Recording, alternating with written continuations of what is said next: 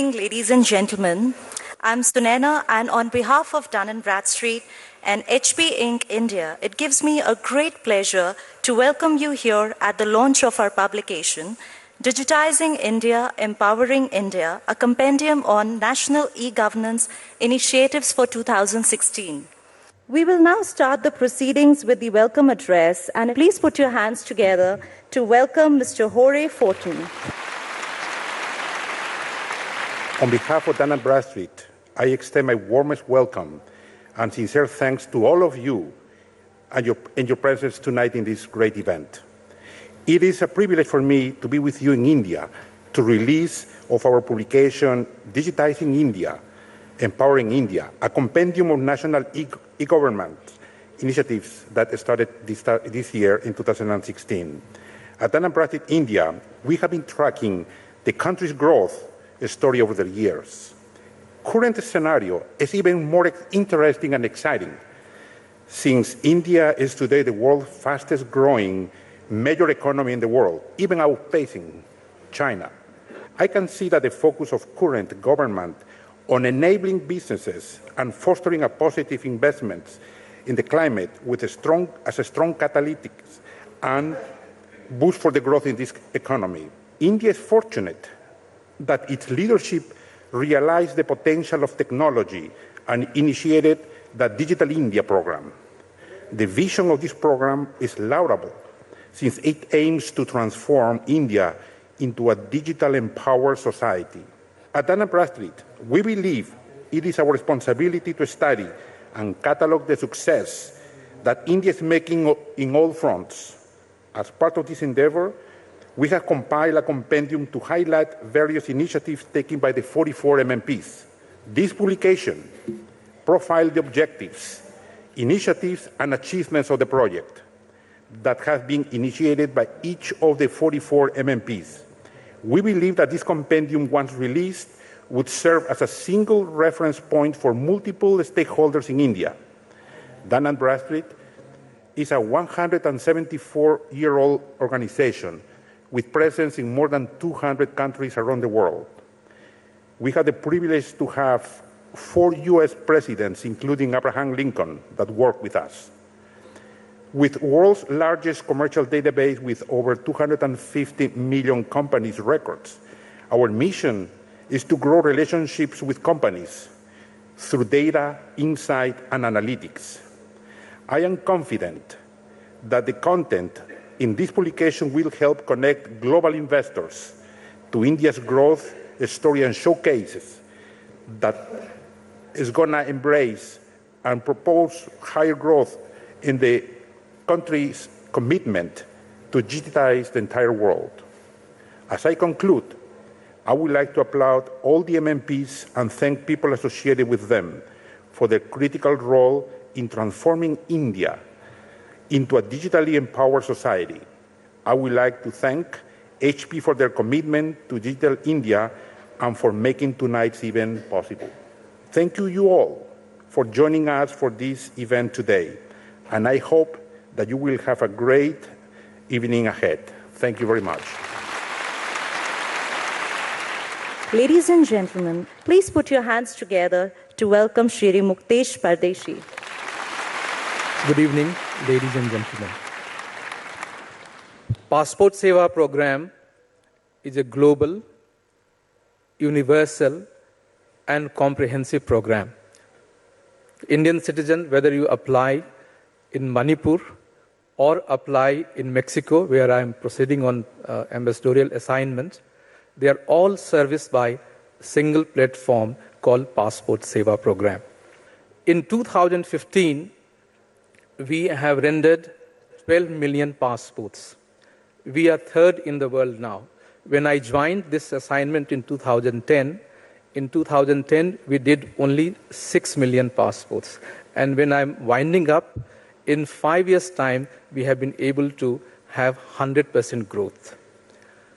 This has been possible, and no expansion in manpower, no substantial increase in budgetary support from the government of India. How this has been possible? I'll venture to identify 5 elements of our success. The first is ICT.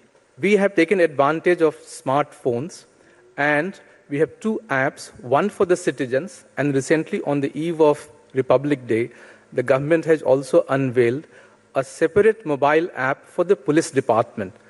Thereby, the police verification can be done on a tablet utilized by the police department. We have gone beyond mobile governance. I will use a phrase called I-governance. That's integrated governance. If the government departments work seamlessly with other departments, the nature of governance will transform. The second was the computers, they cannot solve all the problems. Unless the government processes and procedures are reformed, nothing will happen. So the government process re-engineering is must. 5 years back, there was no biometric fingerprinting in the passport. There was no photograph taken. So these were the steps which we introduced because international security required that India matches with the international requirement in passport issuance system. The PPP mode was another success point in favor of passports. The government did not have 1,000 crores or more, which was required in some 5 years back to set up passport seva kendras all over the country.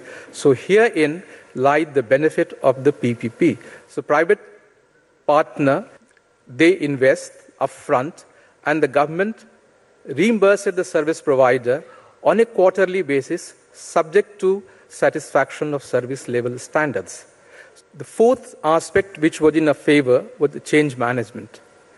We did some 7,000 people all over India were trained.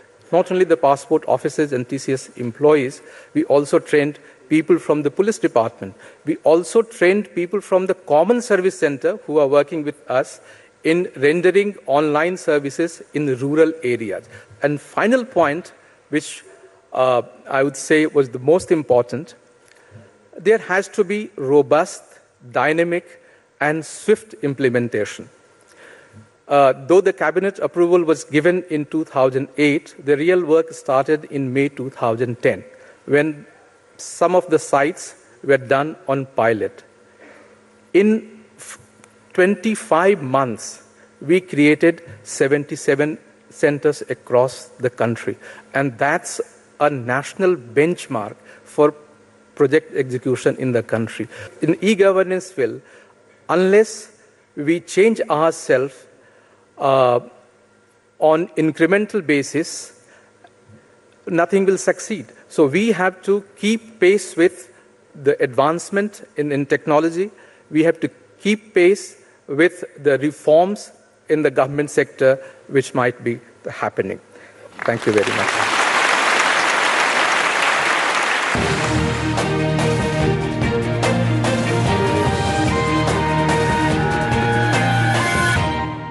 Ladies and gentlemen, please put your hands together to welcome Dr. A.K. Manocha.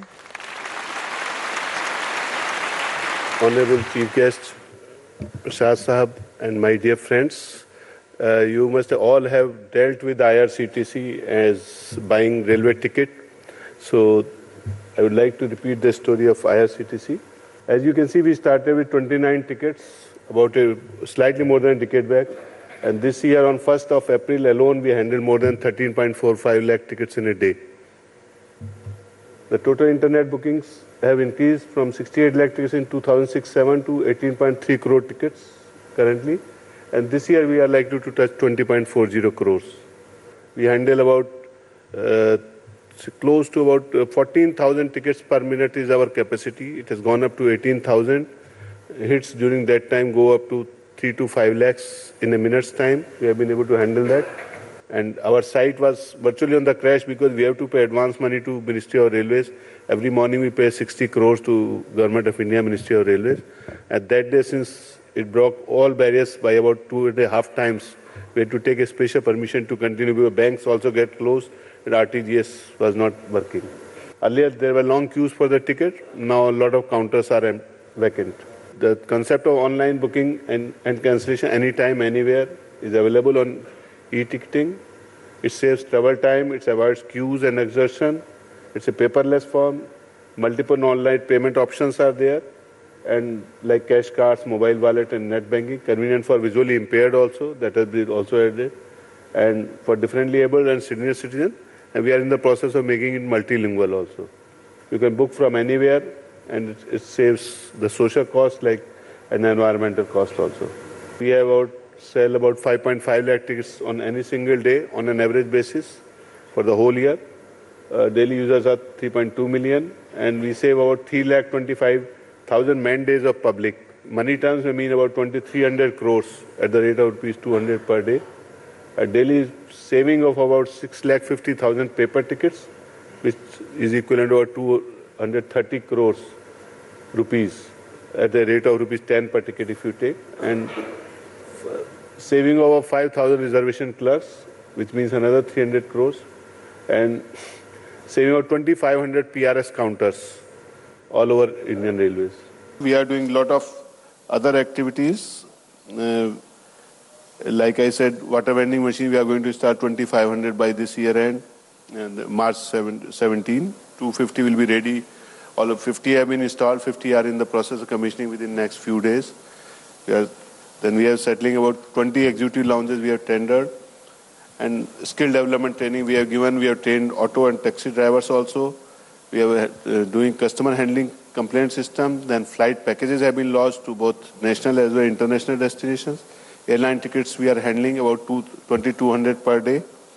We have run special trains. We have also doing helicopter tours. So I think thanks a lot. Thank you, sir. Ladies and gentlemen, please welcome Mr. Rajiv Srivastava.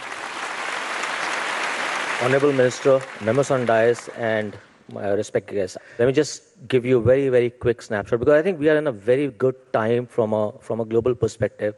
Tremendous amount of focus by the government on all the business activities that are going on. Huge opportunities for growth, and we're trying to find solutions for the real world. So my presentation over here, and I've got a few slides to show you very quickly, is all centered around how we can solve the real world problems of a country like India, which is populous, which is distributed, which is geographic, and requires unique solutions. You know, this is a slide on how India can transform itself from a manufacturing perspective. Clearly, there is a huge emphasis on Make in India, and India is, and if you understand India as a country which is a knowledge capital of the world right now, it is a services economy, a knowledge capital of the world. There is a real possibility of taking the assets of India, which is the real base of knowledge and services that we are so good at, using manufacturing of digital nature and converting India into a real industrial hub of manufacturing for the next generation. So almost like setting up an industrial revolution of a very different nature. I believe that's the rightful place for India to get. It's a position that is rightfully ours. And there are many applications of this. You can have an arm which can be designed and manufactured on a 3D printer and it can be put over there. And there are many such examples of this. So I think every single thing in manufacturing can be transformed. India seems like a position for very strong growth over there. And I think the other thing which has been very, very key to all of this is the Create in India stuff. And I think we've done a wonderful job on providing connectivity to people, 950 million people connected. But I think the creativity is a little different. It requires machines of the nature of PCs and laptops and all of that to be provided to people to get to the, and almost like a PC per family, because the PC penetration rates are 10%, whereas the penetration rates in China, 43%, in US, 85, 90%, Western Europe, almost 100%. And the creativity angle you only get by making sure that students and researchers and everybody else is given intelligent machines to work on to get to that. And I think that's some way to go. But I think the real thing that I'm really enthused by, and I said, India has to provide, we have to leapfrog. We don't have the luxury of time to create so many hospitals across the country right now. But we still have to provide quality healthcare to everybody, to all the people in the country. So a solution of healthcare which comes in a standardized shipping container, fully integrated medical equipment, a doctor consultation at a tertiary hospital, electronic medical history record keeping, is the need of the hour. And we have deployed these solutions at 46 locations across the country now. By now, the slide is 41. 46 locations across the country, 110,000 people already been given administered medical advice. And we have tied up with Narayan Hridayalaya for doing this activity. So that's a clear innovation solution from India. And let me also give you one more thing. Again, very pertinent to the minister's goal of making sure that there is a transformation from learning to livelihood. Learning to earning is a clear transformation. Now, again, you can't create so many schools. You can't create so many knowledge centers of factories of people to be trained from that perspective. But technology plays a very strong role in making sure that there is an access, there is a device, there is a content, there is certification. And whether it is a primary school, and you can take a container like this, put it in a remote village across anywhere in the country, and people can come because it's got laptops and computers into it, it's powered by a VSAT, and it's got gensets onto it, so no power dependency. You can take it anywhere, and then you can have children learning on that. You can use it for certification, use it for vocational training. You can do a variety of things, soft skills, not the hard skill vocational training, but soft skill vocational training. So that's the other solution that we've got from a very industry very real here and now perspective. We are a global company which has got global reach, global scale, global capabilities, but everything that I showed to you, everything that I talked to you about is made in India, made for India. 100% of what we do in India as a company is made in India, is made for India. And while we, like I said, a global company of scale, but we are a true Indian multinational in that sense. Jai Hind.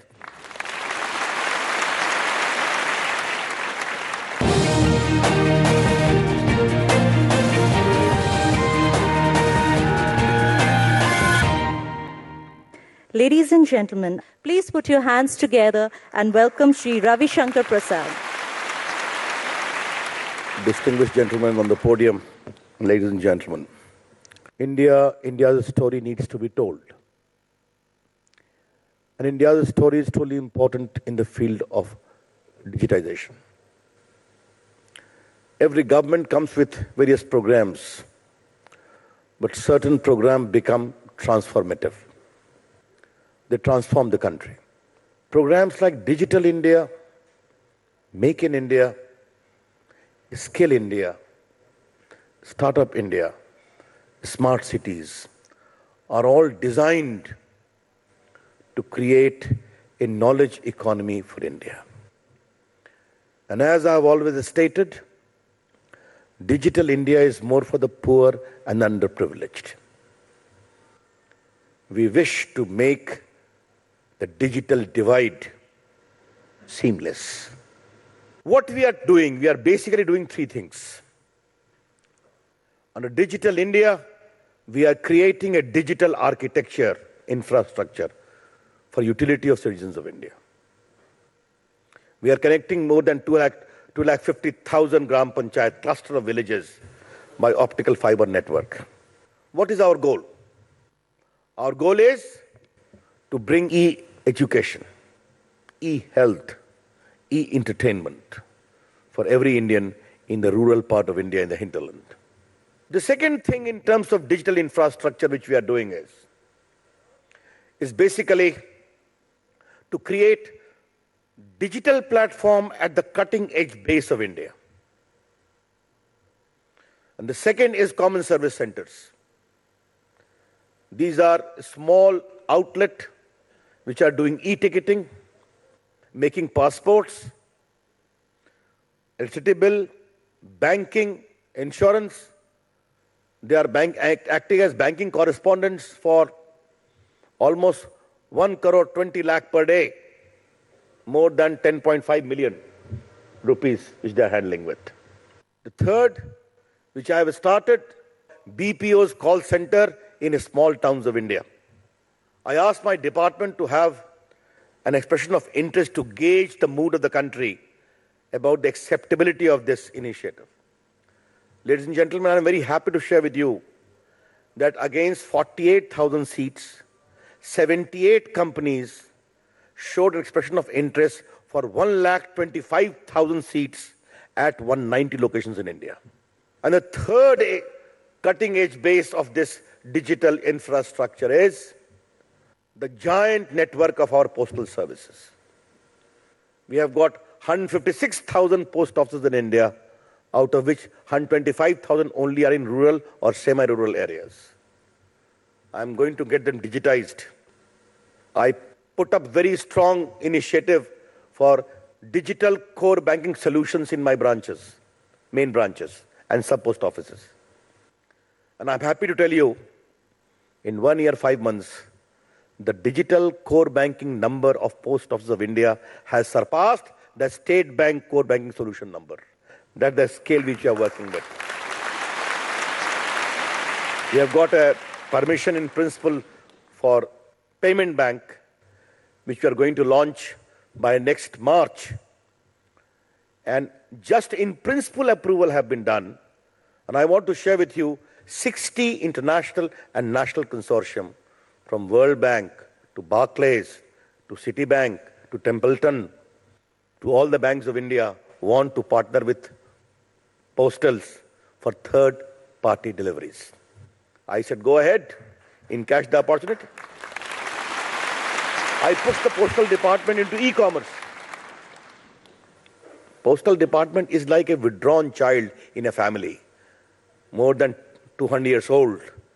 I pushed them out. Come on, I will use you, I will abuse you. Get enthused. And because of their platform in the country, they are the best in terms of delivery of e-commerce goods. I'm happy to tell you that their parcel revenue has dipped by 2% in 13-14, rose up by 45% in 14-15, and by January of 15-16, it has grown by 120%. That's the scale we are looking at. Therefore, this whole digitization and digital India is creating that architecture. Very briefly, we are also empowering the people of India. And let me conclude. We have a platform in our IT department, eTAL. eTAL records all the digital services which are being delivered by Indians and the state government and the central government all over the country. And the number was 380 crore in 2014. Now it has reached 580 crore in 2015. That's the scale we are working with. If I convert it into billions, it will become big number. What is important is India is keen for a digital future, empowered, and justifying the great slogan of our Prime Minister. IT plus IT is equal to IT. What does it mean? IT, India's talent, plus IT, information technology, is equal to IT, India tomorrow. That's what we are engaged with. Thanks a lot. Namaskar. Ladies and gentlemen, with that we come to the formal release of our publication, Digitizing India, Empowering India, a compendium on national e-governance initiatives for 2016.